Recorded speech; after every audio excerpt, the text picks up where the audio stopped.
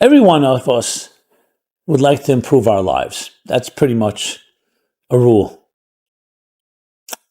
No matter what you've gone through, whether it's been difficulties, pain, anxiety, suffering, traumas, or even if your life has been a beautiful life, the nature of the human being is not to stagnate and not to remain in one place, but to actually grow. However, how? How does one do that? The fact is, we are all products of our past. Meaning, our past experiences as children, as students, society around us, have in many ways shaped us. Especially in our early impressionable years, there are things that become etched in our psyches, very difficult to just dislodge. Fears, insecurities. And it always expresses itself, especially in the areas of our more emotional lives, our relationships, intimacy, personal connections, attachments, or lack of attachments. So though we may be resolved and determined to move forward, but our past haunts us and often holds us hostage. How many times have you made a resolution to do something and you really mean it? You're sincere, driven, but then for some reason the inertia of your status quo, the inertia of your past holds you down like a gravitational pull that's not neutral at all. It doesn't let you move forward. So how do we look back while also being able to move forward? We can't ignore the past. Maybe sometimes we can, but most cases we can't, even when we try to. But you don't want to be held back by your past. So what is the formula? So a good place to begin is something that we read, the famous story of Abraham in the Bible.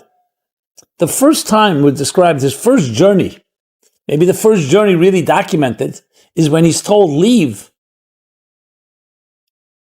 your homeland, your birthplace, and the home of your parents. Those three expressions. Your land, your birthplace, and the home of your parents. And go to the land that I will show you, is what God tells him. Now, if you think about it, it seems strange. When you tell someone directions to go somewhere, they know where they are. You don't have to elaborate. They need to know how to get to the destination, what stops to make, and what direction to go. North, south, east, west, where to make turns, and so on. Here, it seems reversed. When it comes to the destination, it's very vague. The land I will show you. But when it comes to the point of departure, it's elaborated upon. Your land, your birthplace, the home of your parents. But therein lies the secret of a journey. And therein lies the secret of renewal, especially we're about to enter the new year. And the key here, interestingly, even though you always hear, define your goals, your objectives. What is your destination? Where do you want to reach? And then retrace the steps and make a plan to get there. But here, interestingly, there's another most important factor, because psychologically, it's true you need to have a destination, but you have to know that there are forces, sometimes invisible forces, and those are the hardest ones, because you can't see them, that hold you back like a ball and chain. And those come down to, in one word, the word called subjectivity. The prejudices, the biases, the attitudes we've developed, for good or for bad, from our past.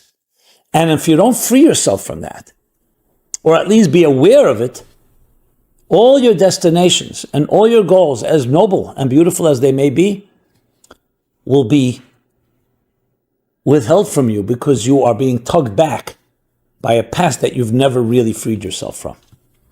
What is subjectivity? Subjectivity is a blind spot, or blind spots. It's attitudes that can be ingrained in us and as we shall see, not necessarily inherent, but they become like inherent, like second nature.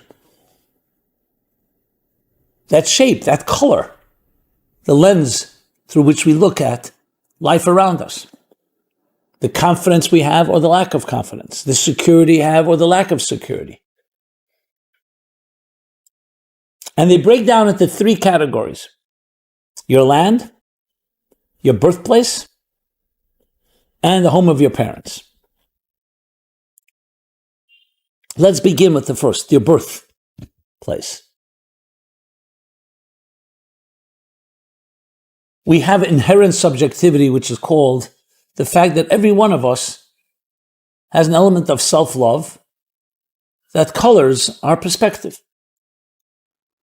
When it comes to someone that we're not connected with, not ourselves, we can be far more objective. When it comes to ourselves, we have many blind spots. Just the natural subjectivity of a human being. Self-interest drives you. And as such, it shapes and distorts your perspective on things. You can't escape that, but you can become aware of it. That's why there's a concept, let's say in the legal world, called recusing yourself. If a judge or another authority that has power over a particular case has self-interest, it's a case about his brother, his sister, himself, some business interest, or some prejudice for whatever reason, the right thing to do, the honest thing to do is recuse yourself. I can't get involved. Why? Because of that inherent self-interest that's around you or your family members or your interests. That doesn't mean you're no longer subjective. It means, however, that you're honest enough to acknowledge it. And the first step in freeing ourselves from the blind spots of subjectivity is awareness. Knowing. And not denying it, and not minimizing it, and not covering it up, and not allowing the bias, actually, to blind you to the point where you say, I'm not biased. Very often our subjective interests drive us. And what our mind does, being shaped by our subjective interests, a smart person covers your tracks, and you actually justify things that are not justifiable. You know how to find excuses, you know how to cover up, etc. So that's the first thing we need to be aware of. So whatever journey we embark on, moving forward, you need to look back and say, okay, what are the forces that shape and define me? Second, subjectivity. The home of our parents. Parental attitudes. They shape us. When we're young children, we're like a warm ball of wax. Everything that happens in our lives, big or small, becomes etched in that wax as it hardens into an adult. As we mature, it becomes part of who we are. That doesn't mean you can't reverse it, but you need to be aware of it. Parental attitudes. As much as we may not like when someone says, hey, you're like your father, you're like your mother, as you get older, you start realizing you do things like they did. Not because you admire them necessarily. It could be for that reason too. But it became like the natural reaction. Your mother had a tantrum every time something happened. That very often, that becomes your modus operandi. That's what you do. If your father withdrew every time he was anxious, that's often becomes the way to be. And you don't even know there's another option. And you may be even surprised to hear there's other options. That children are impressionable. It's beautiful on one end, but it could also be very destructive. If your parents invalidated you, criticized you, or in general were critics, you'll often be very similar. Because that's where you learn your first way of reacting to things. The love of your parents, how they loved each other, how they love others, will often be the way you gravitate, the way you love. Can we change it? Of course. I've seen people with terrible dysfunctional parents, and they learned by process of elimination what not to do, and they became beautiful people. But it's still a struggle, and it's still a battle, and it's still something we need to be aware of. That's the second, attitudes. And the third is your land, your society, social influences, your peers, friends, and in general, the social standards often are not very, very constructive. Many of us may remember, I remember in high school, we read the short story called The Lottery. Chilling story, but it leaves that impression on you. Briefly, in a small little town, they're all preparing for a great celebration. You have no clue what the celebration is. People go shopping for the best clothing. It's going to be a day of festivities, meals. School is out, work is out. Everybody's preparing for this special day, the day of the lottery. The whole build-up. Let's cut straight to the chase. The day comes. Children are dressed up. Parents, everyone's excited. They come to the center of the town. Big circle of all men, women, and children. And a box is put there in the center. Everyone's supposed to put their name in. A lottery will be drawn. Lots will be drawn. A name will be drawn out of the box. Again, you have no clue what's going to happen. It also seems so beautiful. Everyone dressed in ribbons and balloons. It's party time. And then they draw a name out. And a very non-dramatic, almost, what can I say, banal way, which makes it even more chilling. The person who's chosen is put in the middle of the circle, and they stone him to death. Unceremoniously, without passion, without feelings. That's it. Custom of the town. And they all go back to their lives. Of course, it teaches you what conformity can be, herd mentality. What happens when we become brainless and we just follow society? Now, I'm not suggesting that everything we follow in society leads to stoning someone to death. But it could be the equivalent in our attitudes, how we blacklist people, how we cancel people, cancel culture, how we do things mindlessly. That's what everyone's doing. I mean, there are studies made that if authorities would round you up and say do certain things that are inhumane to another person, people would do it because they're being told by authority, by police. Look at Nazi Europe. Look at Nazi Germany, what happened. See, even good people can become monsters under certain circumstances. I'm using, of course, extreme examples. But the point is society has impact on us. And I include society, media, Hollywood, Broadway, entertainment, sports, social attitudes, social mores, politics, what we watch, advertising, marketing. It shapes lives. That's why people spend billions of dollars in marketing. What do you think? Because that's how you gain customers. You push the right buttons. Do this, you'll gain pleasure. Do that, you'll avoid pain. So that's the third level of subjectivity. So you take these three, your inherent and natural subjective self, parental attitudes, society and everything that comes with it. You can rest assured it's quite an uphill battle to find your voice. That's why Abraham is told the most important thing, leave your subjectivity, your natural subjectivity, parental attitudes, social mores, social pressures. And then you'll discover who you are. If someone asks you, who are you? How do you know it's not just a product of your environment? Who are you? When you're able to recognize those three forms of subjectivity. I'm not saying you can change them, but recognize them. And then see them for what they are and recuse yourself, so to speak, in being able to look at something and asking another person, what do you think? Checking yourself, then you discover the land that I will show you who you are. It's not just I'll show you the land, I'll show you who you are. Because when you remove those forces to some extent, that's why when we leave home for the first time, go to school, camp, summer camp, or actually move out of our homes. Yes, on one hand, we'd love to have the comfort of the umbilical cord or the figurative umbilical cord in our lives. But where do you discover yourself when you're suddenly out on your own? Now, in a good situation, your family always remains your support. This is not a suggestion rejecting everything that your parents gave you. There could be beautiful things, but owning them, it has to become yours. So the key, my friends, is looking back and moving forward. The looking back is not meant to be controlled by the past, but looking at it and saying, what is it about it that has shaped me? Just to use an example that just happened last few days, someone came to see me, some counseling, grew up in a very judgmental home. Both mother and father, but especially father, was very judgmental. And he's also judgmental. He says, right away, I see somebody, I see something, I meet someone, I'm already rushing to judgment.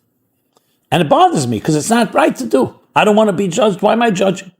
How do I extract that from myself? Perfect example of a parental attitude. So I said, well, you're here. The fact that you're aware, awareness is half the cure. It's the beginning. Now let's look at it as not who you are, but something that you assumed. Not every attitude becomes you, even though you may think it's part of you. It's not necessarily the natural you. So what you do is not just you check it when you feel judgmental, find something positive about a person. Make it your deliberate effort that whenever you meet someone, without even before you become judgmental, find something positive. The best defense is offense, instead of fighting the negative. And if you make that your habit, slowly, you'll develop that attitude, that approach. And when something does come up that you seem to want to gravitate toward judgmentalism, you'll have something to hold on to. 1 second, this person has certain qualities. Now, of course, there may be certain areas where not judgmentalism is justified. I don't believe that at all. But where you have to have discretion and realize this person may do have something that you maybe you shouldn't go into business with them. Maybe you shouldn't become a partner. Maybe you shouldn't marry that person. But that still doesn't mean you have to be judgmental. That means it may not be the right thing for you. That's a perfect example of you looking back and moving forward. You're looking back because at least you recognize that you have this component. Don't think that judgmentalism is something to just say, oh, you know what, that's who I am. Or you don't even realize you're being judgmental. So looking back is necessary. That's why we have to be told, here are the forces, your natural subjectivity, your parental attitude, society. You need to know that. But the next step comes the moving forward. And that comes down to who controls your life, who defines your life. Is it your life circumstances? Or is it your soul's destiny? Those are the two choices, yes. Things happen to us, but that doesn't define who you are. Who you are is your soul. You're a spiritual entity on a physical journey, not a physical entity on a spiritual journey. And that's where the real moving forward comes from. That discovering I was put on this earth, there are many things that happened in my life. My personality, my own subjective interests, my parents, my family, and my society. It's all part of my life. But who controls the navigation? It's the captain of the ship is your soul. So if you really want to move forward, you need to have both those elements. I always love the expression they associate with Rav Shneur Zalman of Liadi, the Alter Rebbe, founder of Chabad Chassidus, who teaches, whether he said it about himself or was said about him, that he taught a person how small you are and how great you can become. There are people who know how small they are. They'll tell you about all their flaws and mistakes and how their shortcomings and how they can't do this and they can't do that. I can't do it. That's not for me. And there are people the other way around. They have illusions of grandeur or delusions of grandeur. They know how great they can become. And they may have even a point there. Maybe they do have that great potential, but they don't know how small they are. The key to anything is the honesty of knowing where you are and where you can be. If you're only trapped where you are, that's looking back, then you're never going to really grow. Your own negative attitudes, your own self-perception, your own negative self-perception will keep you holding you back. That's why you must know. Look forward. Move forward. Look up. On the other hand, if you only know where you can be, what you're capable of, but you have no clue of your own limitations, you're never going to get there. Because you don't even know that these limitations are going to hold you back. You're convinced that they won't. Of course you need to have a gung-ho attitude and a positive attitude. Absolutely. When you drive your car, the main thing is to look ahead, but you have a rear view mirror. The rear view mirror you check from time to time to make sure. But you're not focused on looking back. You're focused on looking forward. Brings to mind the story of the Tzemach Tzedek, the grandson of Rabbi Shneur Zalman, when he was a little child playing on a ladder with his friends. And all the children were afraid to climb to the top of the ladder. They stopped the middle, 3/4 of the way, quarter of the way.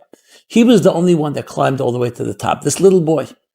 His grandfather was watching, and he says to him afterwards, "Why were you the only one that had the courage to climb to the top of the ladder and all the others stopped?"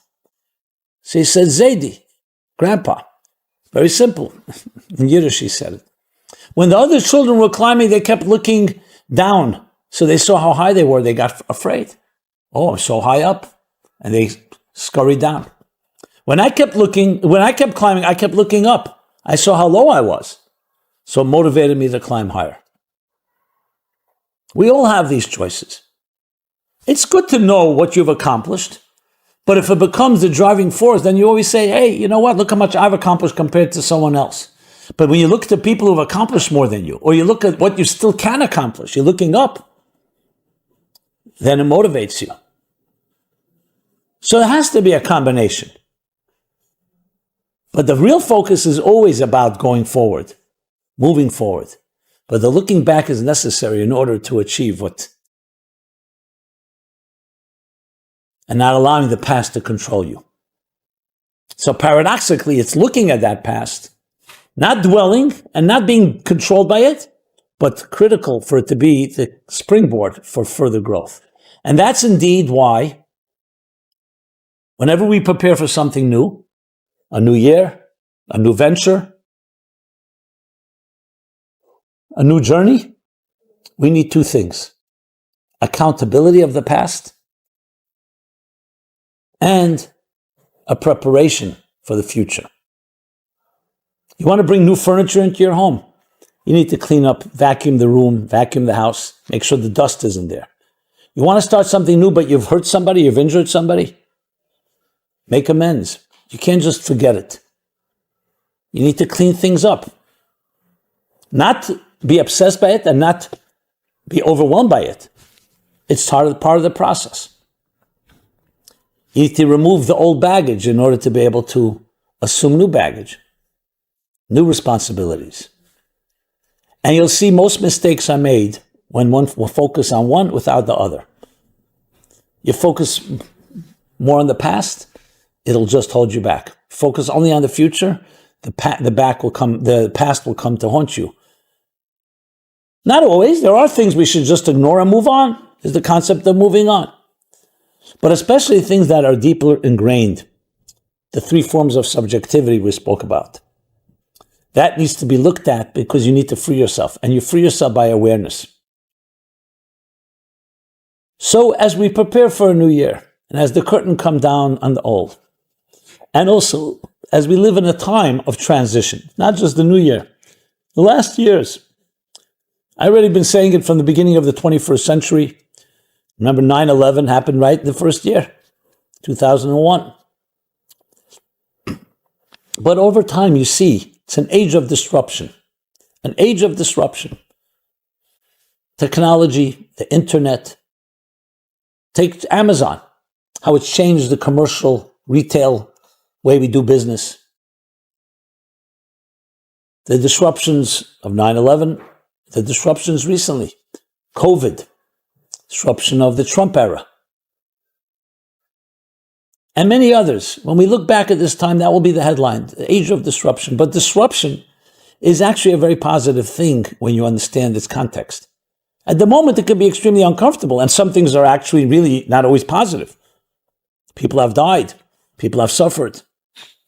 But overall, disruption, in the words of the Kabbalists, is a stage of a vacuum and a void between two realities, between two paradigms. Every paradigm shift has to go through some disruption. The egg has to crack for the chick to emerge. You need to melt a piece of gold and turn it into a beautiful ornament. We all go through the awkwardness of adolescence. A mother goes through pain, pregnancy and birth pains in order to give birth to a beautiful child. A seed rots in the ground before it sprouts and blossoms into a tree. Creativity is a child of frustration. The greater the creativity, the more the frustration that precedes it. Why? Because as you change into something greater, a metamorphosis, you have to shed the old layer of skin to assume a new layer of skin. A filled cup can be filled. So wherever you turn, a twist and turn, you'll find that disruption is the in-between state between two paradigms. And when you see it as such, that allows you to navigate. Because what does it do? It helps us move away from the past and move into the future. I've shared this when I remember when I was a kid, in the summer in bungalow colony. And I had learned how to swim, and I enjoyed swimming. But then I wanted to learn how to dive. And for some reason, it was very difficult. There was a diving board.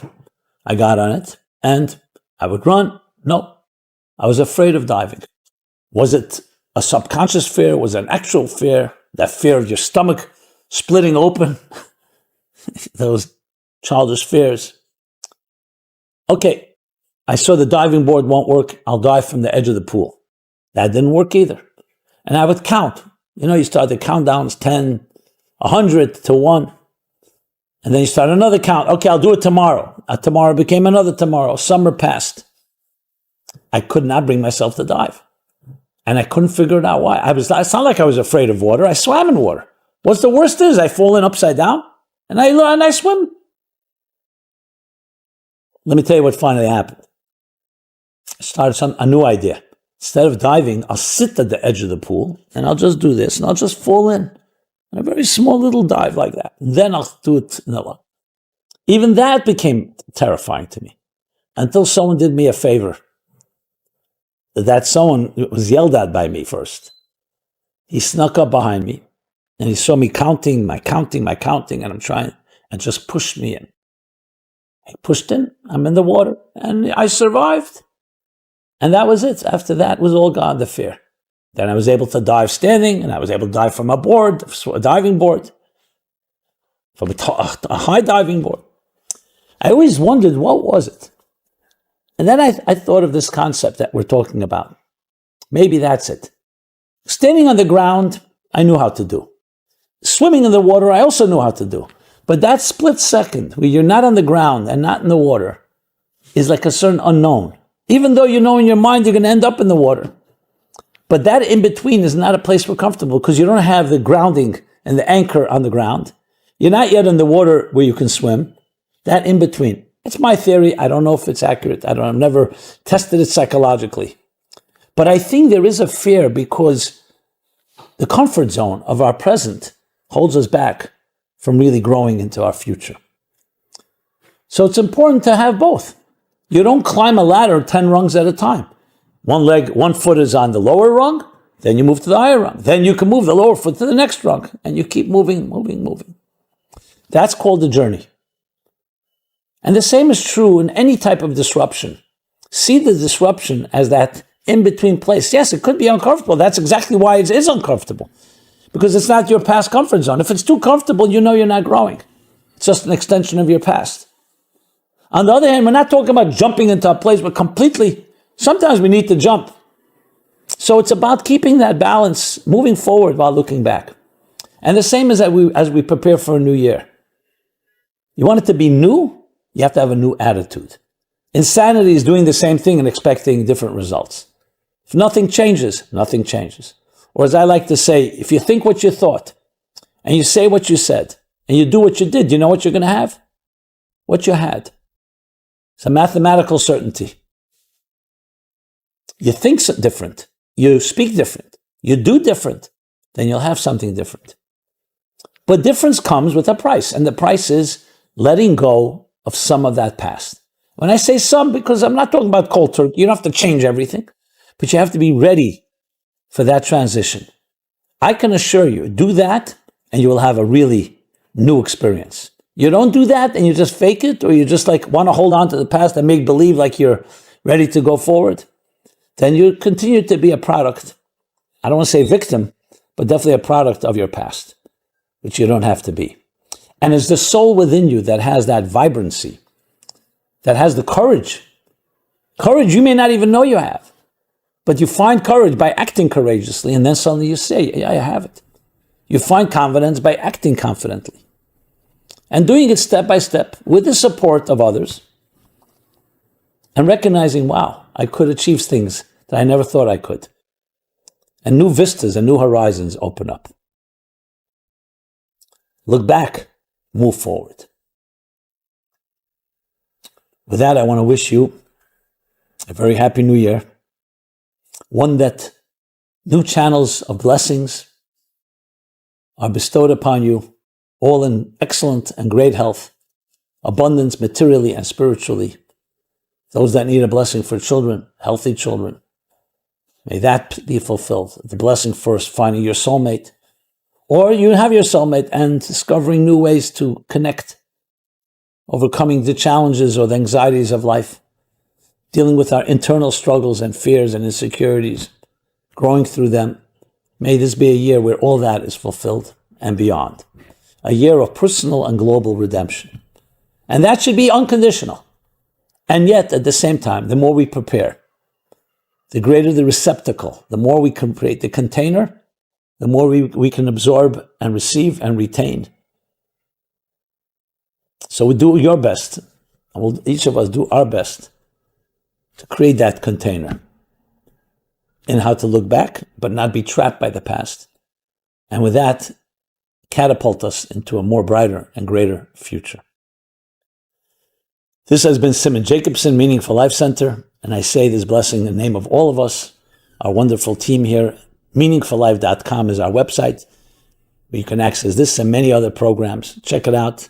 A full calendar of events, wide array of materials and resources to help you live the most meaningful life possible, to help you discover your personal mission in life. That's our mission. And with that, it's an honor to partner with you in every possible way. So please, I'd love to hear from you, feedback, thoughts, comments, suggestions, as well as please share what you've heard with others. Being that it's a new year, I also would request consideration of also helping us, both in passing on the message, but also financially, with a donation in the name of the new year. Go to meaningfullife.com/donate. And with that, I bid you again a very, very happy year, sweet year for each and all. And we'll continue this journey together as we enter the new Hebrew year to grow from strength to strength. Thank you so much. Be well and be blessed.